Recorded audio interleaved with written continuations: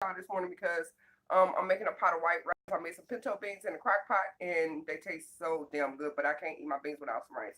So I'm showing y'all how to make the rice real quick, really, really, really fast. Here we go. So I put some oil in this pot because I always fry my rice for a couple of minutes um, before I add the water. So right now I'm just frying it before I add the water. And it's just gonna be a white rice. But I am gonna add some frito, and y'all know I keep my sofrito frozen in the ice trays, and um, I'm gonna I'm gonna plop like a couple of them in there. I can't really hold the camera and do this, but yeah. So there we go. I got a pop. I got a couple of them in there. Y'all, it's so hard for me to do this with one hand. But anyway, so I got the sofrito in there. Then I just start stirring it around because you know the sofrito be frozen. Because after you make it, you gotta freeze it. Frying the rice in oil before you add the water, it helps the rice to cook better, so it separates nicely and it's not mushy and stuff like that. You know how some people rice be all mushy? That's because they either put too much water when they was cooking it, or they didn't. A lot of people, well, you know, Americans. A lot of Americans don't fry their rice. Um, you know, I mean, it's not so much Americans because Spanish people is Americans too, but they always fry their rice before they cook it. And some people just cook their rice with like some oil in the water.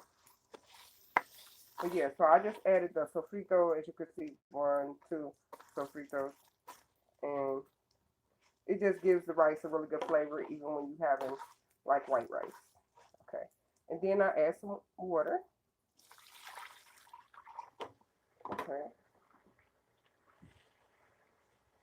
and that's like the red peppers from the sofrito, because you know you use green peppers, red peppers, you know. And let me hurry up because it sounds like my cat in there trying to jump on my fish tank again. So I added some water. So far, it's just enough water to cover the rice. Um, and, okay. And I'm gonna add a little bit more because that's not enough. There we go. So I use like two of these. Whatever. Yeah, that's how you cook rice. And when it comes to a boil, we're gonna cover it up, and then we cut it on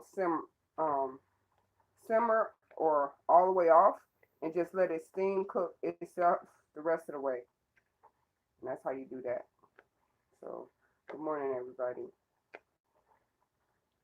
So, as